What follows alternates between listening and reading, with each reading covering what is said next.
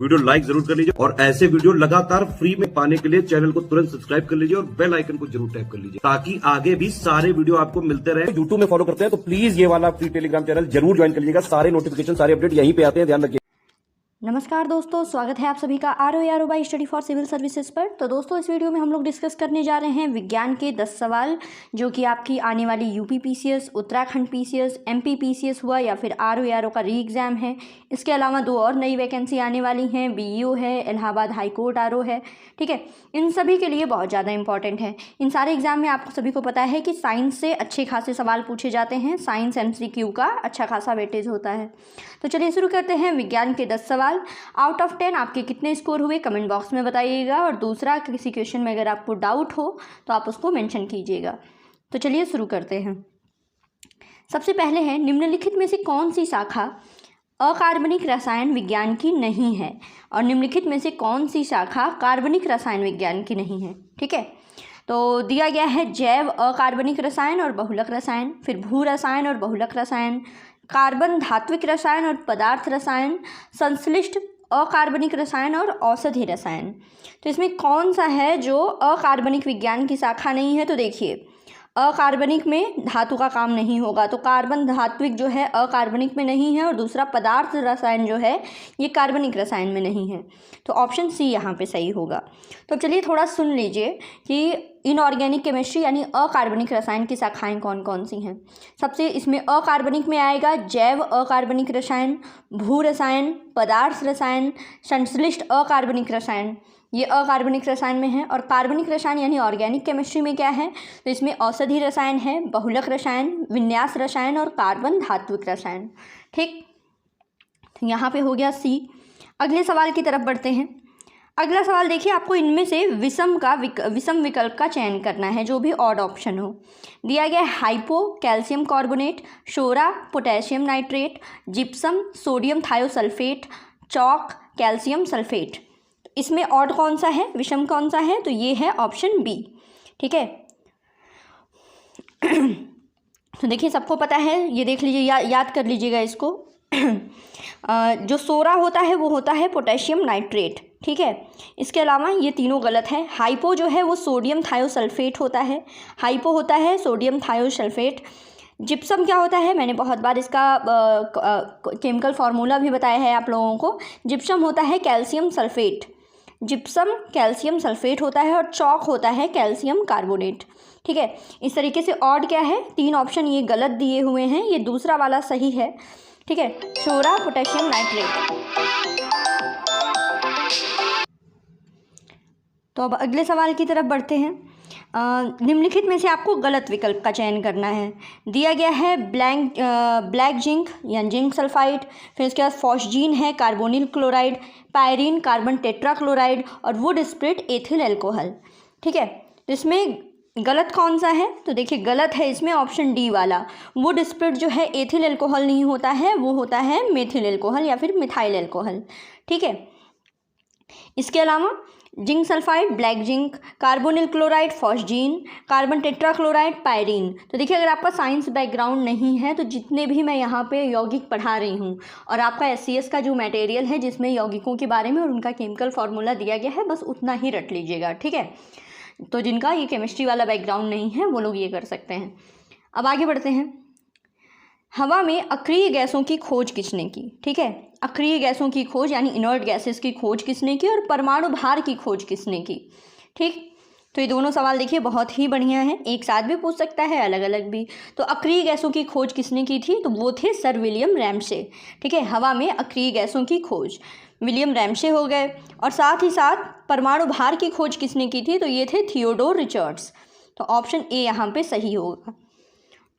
तो देखिए जितने भी MCQ करा रहे हैं, देखिए 224 MCQ लगभग हम पूरे सब मिला जुला के हमारा टारगेट है 500 MCQ कराने का।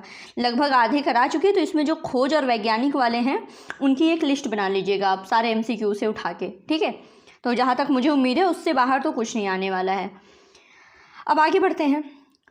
इसमें पूछा गया है निम्नलिखित में से मिशॉन की खोज किसने की और निम्नलिखित में से pH मान का आविष्कार किसने किया। फिर से 2 बहुत ही बढ़िया सवाल। तो मेसॉन की खोज किसने की थी? मेसॉन की खोज की थी हिदेकी युकावा ने। युकावा याद करिएगा, मेसॉन, युकावा। और पीएच मान की खोज किसने की? पीएच मान की खोज की थी सोरेनसन ने। इस तरीके से ऑप्शन सी यहाँ पे आपका सही होगा, मेसॉन, युकावा और पीएच वैल्यू सोरेनसन। ठीक, ऑप्शन सी सही है। तो ये सब देखिए आपको रटना है बिल्कुल, ठीक है, इसमें कोई थियरी नहीं है, रटना है। इसी तरीके से सवाल केमिस्ट्री के आते हैं उठ के। अब देखिए आगे बढ़ते हैं। दिया गया है कि निम्नलिखित से किस पदार्थ के कारण कांच का रंग हरा और पीला हो जाता है? बहुत ही इंपॉर्टेंट, कांच का रंग हरा पीला हो जाता है और निम्नलिखित में से किस पदार्थ के कारण कांच का रंग नींबू जैसा पीला हो जाता है? बहुत ही अच्छा सवाल है। तो कांच का रंग हरा पीला किसकी वजह से होता है? तो ये होता है कैडमियम सल्फाइड की वजह से।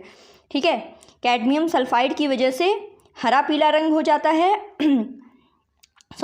कैडमियम सल्फाइड की वजह से नींबू जैसा पीला हो जाता है और हरा पीला होता है पोटेशियम डाइक्रोमेट की वजह से।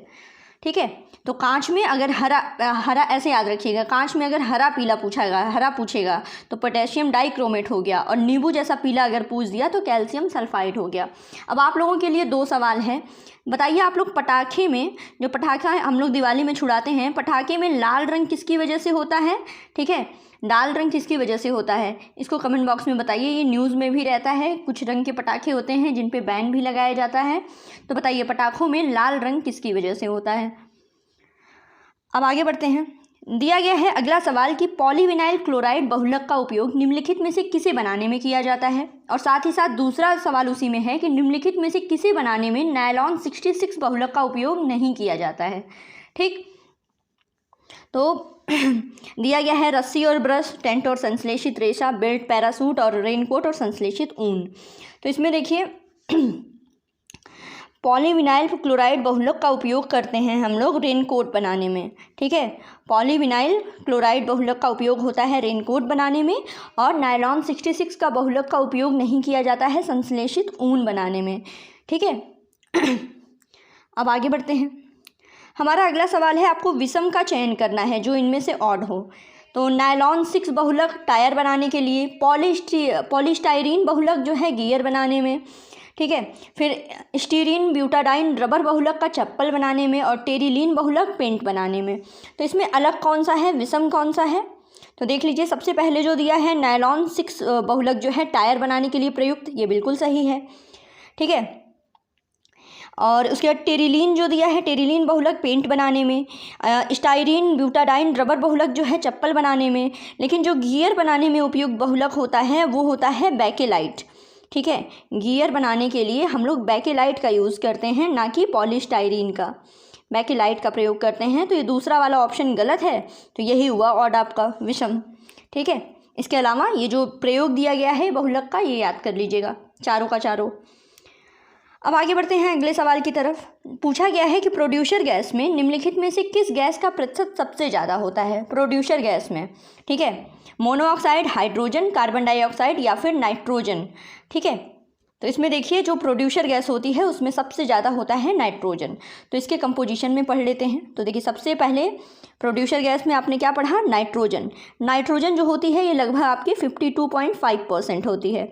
ठीक है, इसके अलावा इसमें आती है फिर कार्बन मोनोऑक्साइड। कार्बन मोनोऑक्साइड का प्रतिशत होता है 22.3। ठीक है, फिर आता है हाइड्रोजन का नंबर। हाइड्रोजन जो है इसमें 8.12% है।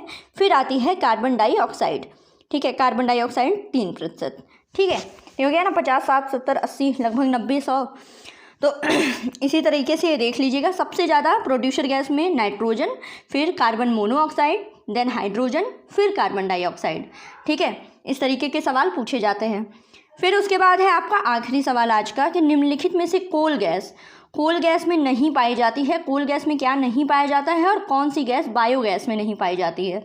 तो देखिए इन्हीं 2 सवाल में आपको 3 गैसों के बारे में पता चल जाएगा। एक तो प्रोड्यूसर गैस का आपने पढ़ लिया, नाइट्रोजन हो गया, कार्बन मोनोऑक्साइड हो गया, हाइड्रोजन हो गया, फिर कार्बन डाइऑक्साइड हो गया। अब पूछा गया है कि कोल गैस में क्या नहीं पाया जाता है और बायोगैस में क्या पाया जाता है। बायोगैस में क्या नहीं पाया जाता है? तो देखिए इसका राइट आंसर होगा कोल गैस में हाइड्रोजन सल्फाइड नहीं पाई जाती है और बायोगैस में एसिटिलीन नहीं पाई जाती है। अब इसको सॉल्व करने के लिए ज़रूरी क्या है? सबसे पहले जान जाइए भाई आप कोल गैस। तो कोल गैस में क्या क्या होता है? कोल गैस में होती है आपकी एसिटिलीन।